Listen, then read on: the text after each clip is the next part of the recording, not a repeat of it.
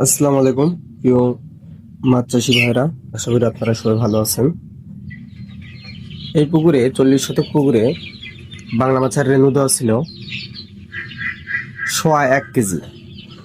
তো আজকে বয়স পোনার বয়স আজকে প্রায় 2 মাসের কাছাকাছি। তো আমরা দেখবো মাছের গ্রোথ কেমন এসেছে।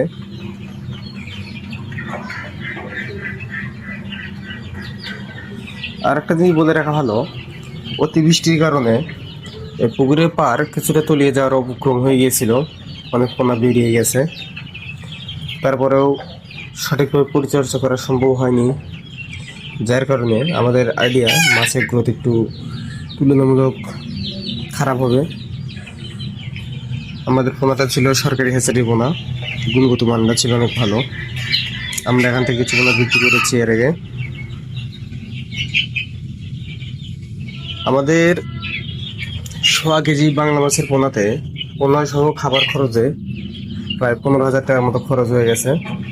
বাড়তি কিছু এক্সট্রা ওষুধপাতি, নেট সব কিছু দিয়ে আমাদের 15,000 টাকা মতো খরচা হয়ে গেছে।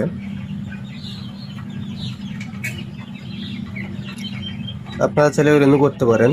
রেনু ভালো টাকা, কিন্তু অভিজ্ঞ থাকতে হবে। এই দেখুন আমাদের মাছের বর্তমান অবস্থা। এর ভিতর থেকে বাছাইকৃত পোনাগুলো বিক্রি করা হয়েছে। ছোট সাইজের পোনা অনেকটাই রয়ে গেছে।